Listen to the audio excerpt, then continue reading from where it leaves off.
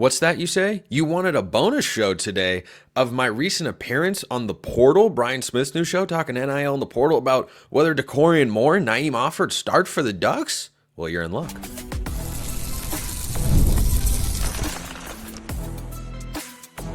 You are Locked On Ducks, your daily podcast on the Oregon Ducks. Part of the Locked On Podcast Network, your team every day. Yes, it is that time for a rarely seen but hopefully often desired bonus episode of Locked On Ducks. As I mentioned, Brian hit me up, said, hey, can you come on the show? Can we talk about Dakorien Moore? Maybe a little Naeem Offord talk as well. And I said, well, yes, of course. And you will hear that in just a moment. This episode, though, will be brought to you by our friends over at FanDuel. Super Bowl 59 is here, and you can make the action even more exciting with FanDuel. Go check them out. Everything that you want from FanDuel, they've got it. Everything you want for the big game. Yeah, Super Bowl 59. That is where you should go. Check them out at FanDuel. So, I will preface this by saying we discussed Naeem Offord a bit before Tosh Lupoi's comments that Naeem Offord's not moving to safety after a report that he was. I'll get into that more next week. So, make of that what you will, but here's our conversation. Welcome back into the Portal. I am your host, Brian Smith, longtime college football recruiting analyst and writer. Thank you for making the Portal your first listen each and every day. Today's show is brought to you by FanDuel. Super Bowl 59 is here, and there's no better way to get all the excitement with FanDuel Sportsbook. New customers can bet $5, and if you win, you'll score $200 in bonus bets. Download the app or head over to FanDuel.com to get started. Today's show, we bring on the golfer himself, Mr. Spencer McLaughlin, who thinks he's going to the tour, apparently. But while I don't agree with that, I've heard good things about your game, Spence. Well, I don't have any delusions about making the PGA Tour, but I can confidently say I am better than most of the people watching or listening to this show. No, that's honestly pretty good. Golf is not an easy sport. It's one I never took up. It's just too darn expensive. But Dakorien Moore, talking about expensive, I'm sure NIL was pretty hefty for him to come play for the Ducks. We're going to talk about Dakorien quite a bit. The Ducks lost some good players at receiver. Where do you think Moore fits into the rotation early on as compared to later in the season for Oregon? Well, that's a question going into spring football. What's not a question is whether he ends up having an impact as a true freshman. I cannot see a world where, unless he gets injured, where he's not on the field right away. Everything about him from the recruiting and scouting community is this guy is different. I saw one analyst, I believe it on 3, said that if he was in this 2024 recruiting class from last cycle, he would have been the number 2 receiver behind Jeremiah Smith for obvious reasons. That guy's ready to play in the NFL right now. But he would have been ahead of Ryan Williams at Alabama and Cam Coleman at Auburn. And that is some high praise. And he's a different player, I think, than those guys. He's a little bit smaller, but I look at where Oregon's receiver room is at, Brian, and say, boy, there is an opportunity for him to be a day one impact starter with Dante Moore at quarterback, because you're losing Tez Johnson from the slot, and he was a big part of what Oregon did the last couple of years. He was second on the team in receiving yards and touchdowns in 2023. He led the team in receiving this past year, would have hit 1,000 yards for the second straight season had he not gotten injured. So I think that void, sure, Justice Lowe's got more experience, to be sure, and showed some good things last year. But Lowe's someone I think who can play on the inside or outside because he's a little bit taller, but he's got good speed and is a really good route runner. But Dakorien, just to me, fills that void immediately of he can step in and start, but he's got to prove it. He's not going to walk into a room that is void of talent, because Justice Lowe, like I said, wasn't a super highly touted recruit. He's going into his 4th year of college football, Brian. He's one of the earliest recruits. Dan Lanning and Junior Adams got committed at the wide receiver room in dating back to their first season in Eugene. Gary Bryant Jr. is another guy who can play in the slot. He's going into his 6th year of college football and his 3rd with the Ducks. He didn't really play last year because of injury. So there are options in that room, but I with the hype that this kid has, he seems to have the ability to be better than both of them right away. Well, that's a really, really big part of this puzzle because, like you said, Tez was probably one of the guys. If he'd have played in the East and had more eyeballs on him, I think he would have got more acclaim. He was really good, and he was as good as slot. It's just about anybody in college football. You can't just replace him. But I can tell you just from seeing Dakorien live, not many guys run routes like him. He's a hooks product, which is one of the main trainers in the Dallas area. He knew what he was doing. His start and stop ability, whether in a route or somebody attempting to tackle him, he is absolutely electric with the football. Now, to your point, though, he's not the biggest guy, but you're not going to compete more than he does. And his electric athleticism, I don't see how he doesn't get on the field. I wouldn't be shocked if they used him at some point as a return man, reverses, jet sweeps, a little bit of everything. So I agree with you. He plays early. I wouldn't be surprised if he started game one. Me neither. Yeah, I wouldn't be surprised, but it wouldn't be a total shock if he gets worked in as the year goes on. You know, the highest rated recruit in the history of Oregon football. Do you know who it is off the top of your head? Mm-mm. This guy named Kayvon Thibodeau. He was pretty good. Now, he was coming into a position that requires typically more adjustment from a physical standpoint than wide receiver does. But he was also as ready as you possibly could have been, and he was a freak of nature, but he didn't start right away. First half of that 2019 season, he was the number 1 overall player. He comes up to Oregon. It was a huge, huge recruitment, all this hype. He worked his way into the fold, but by the Pac-12 championship game, RIP, and the Rose Bowl, he was taking over games on his own. There was a drive that he against Utah in that Pac-12 championship game that he just took over on his own. He dominated it. He had I think 2 sacks or a couple pressures, forced a quick pass. Like it was, you know, what he became, and then he was really good in the Rose Bowl too. But he wasn't that guy in the first couple weeks, even against lesser competition like Portland State or Nevada or whoever they were playing that year. They weren't having him in a starting role, and that guy physically as ready as you can be. But the positional difference is what I kind of wonder about there. So I could see Dakorien Moore being more of an impact guy by game 10 than game 2, because Jeremiah Smith certainly was. I mean, absolutely. Yeah, like he settled in more as the year went on, but he was also behind Carnell Tate and Emeka Ibuka. I don't think that same caliber of talent is in Oregon's wide receiver room right away. So I think it'll come down to the position group evaluation by Dan Lanning and Junior Adams. The other position on the opposite side of the ball that I think Oregon needs an upgrade based on the 2 of those players you just mentioned being added to Jeremiah. Oregon's secondary wasn't big enough last year, in my opinion, against elite teams. They weren't tall enough. That's probably a better way to say it. They had Brew. They had Offord. I mean, just they got 3 really good corners. Offord, I know, and he's technically, kind of ironically, very much like Dakorien Moore. You're not going to find a guy out of high school that's got more. He's a plug-and-play guy. If he does not start at one of the 3 corner spots, I don't know how Oregon will do their nickel. They really – I mean, the nickel spot is truly a hybrid. Like, oh, I know. It's just kind of – it's the nickel spot. It's not a safety. It's not a corner. It's probably closer to a corner than a safety, but there are definitely safety elements about it. Like, it's just what it is. And I don't know, based on what you said, yeah, he could start at that spot, but they also brought in Theron Johnson from Northwestern. Kind of seems like that's a starting nickel. So I don't know what Offord's playing time is. I think that's less clear than Dakorien. Trey McNutt is the other kid, getting a kid out of Cleveland if you're Oregon. I remember you and I talking about that on the Locked On Ducks, but it's just really weird. Because, I mean, I know Oregon recruits nationally, and they're the hardest team to predict, but they really, even for them, broadened their horizons. It was everywhere this year. If you put a dot on the map, Oregon probably got a player within a 200-mile radius of that dot. It was just wild. What other players in the 25 class do you think have a chance to make an impact for the Ducks year 1?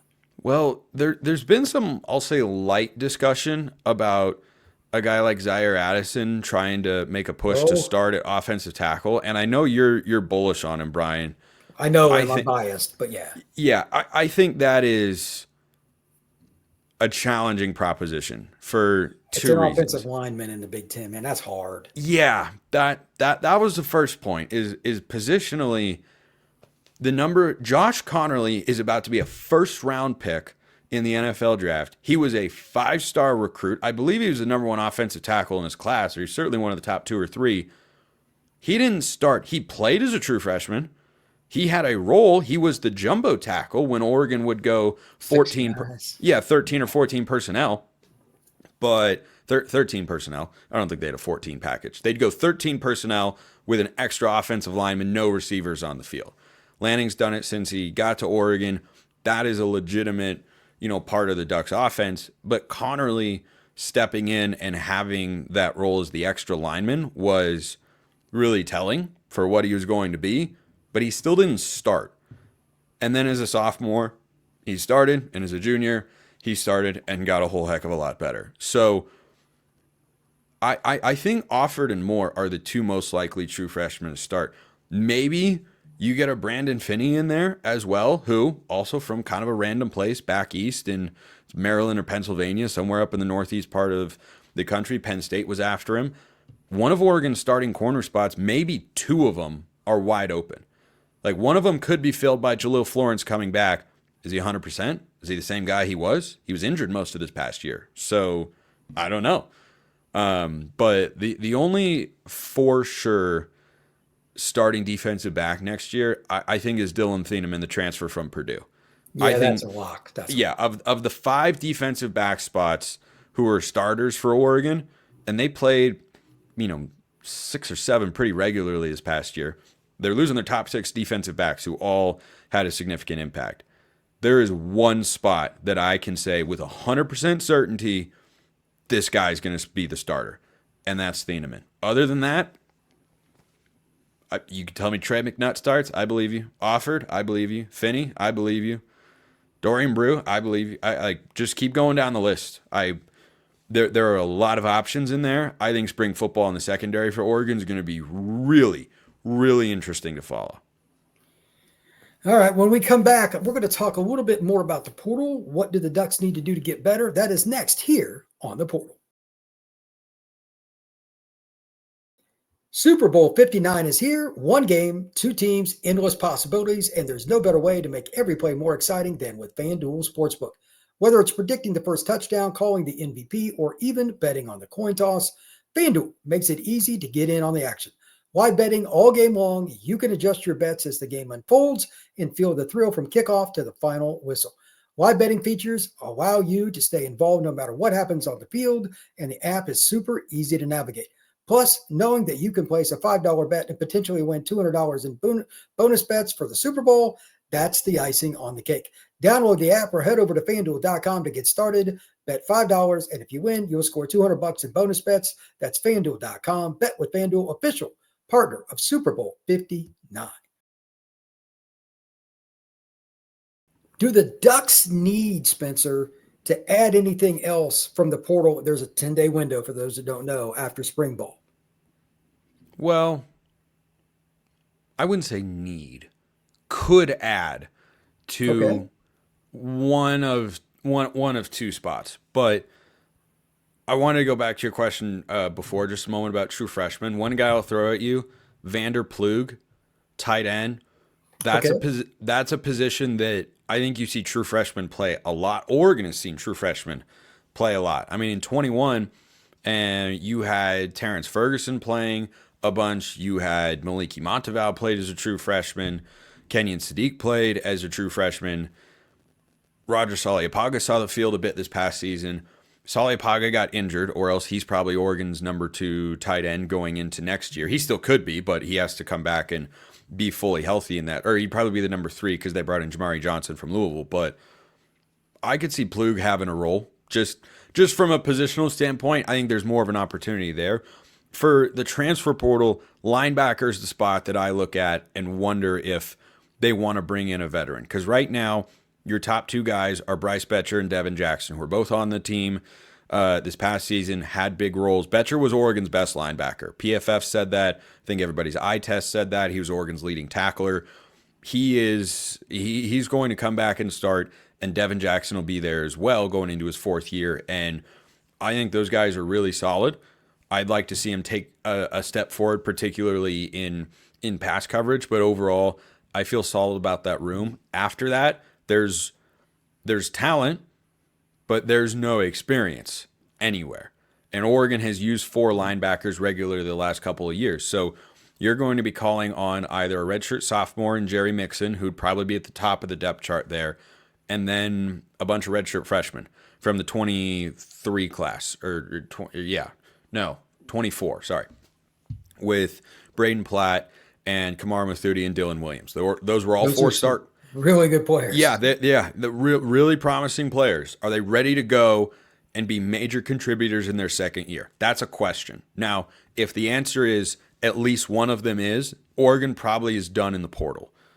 But if it's we go through spring ball and see these guys are still good, we still like them, but it's a 2026 deal where we'd like to have them play a significant role, then linebacker would be the spot. But that's pretty much the only one, Brian, because you're set at quarterback. You bring in Mekhi Hughes at running back. You've brought in Malik Benson at wide receiver. Evan Stewart's returning. Got a bunch of young talent there.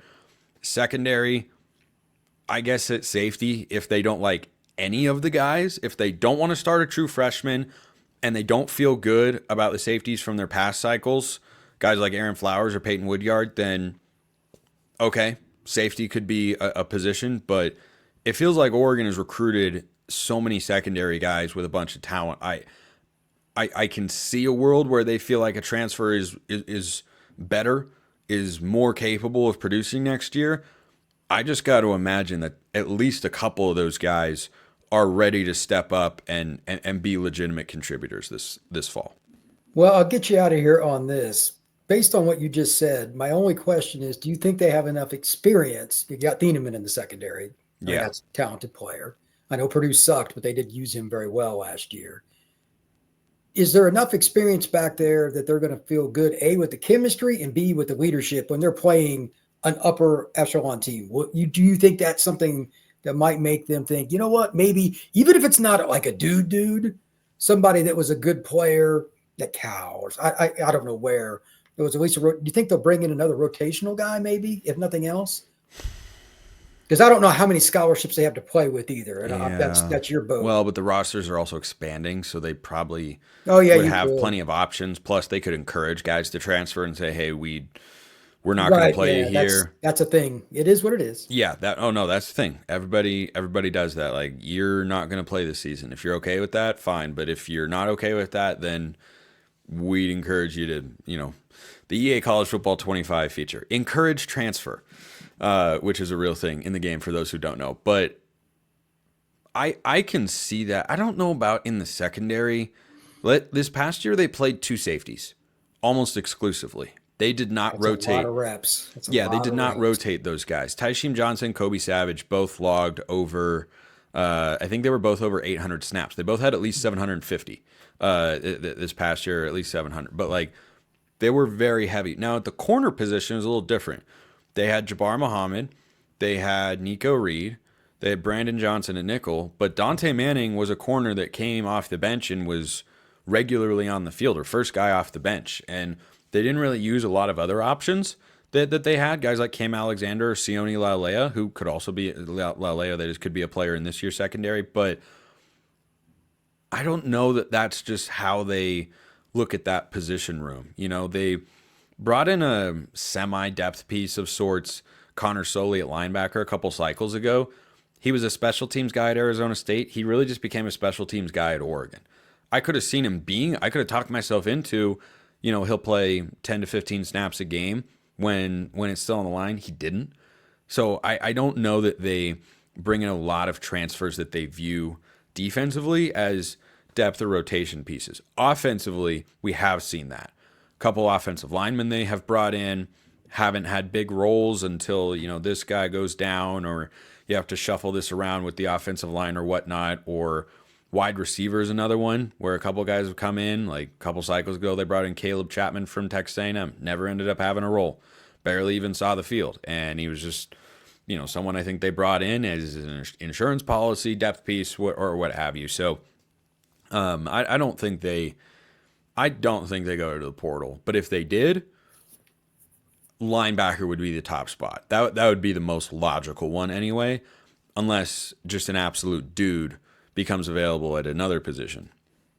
I don't know who that would be, but they added this guy named Derek Harmon in the spring portal last window. That worked out pretty well. There you go. He is Spencer McLaughlin for Locked on Ducks. Spence, how can you tell everybody what's going on in your world, man? Locked on Ducks, locked on college football, as well, covering the biggest stories in this, what we consider the greatest sport on planet Earth. Monday through Friday, all year round on YouTube and wherever you get your podcasts. And I'm on Twitter at smclaughlincfb. You can hit me up anytime, say something mean, say something nice. I really don't care. I'm just lonely, so I'm looking for the engagement, you know? There he is. He's the golfer, Spencer McLaughlin. You can follow the portal on all the same platforms, and you can find us on YouTube, on Spotify, Apple, and everywhere else. Like, subscribe, and share the podcast. Thank you very much. We'll see you again soon.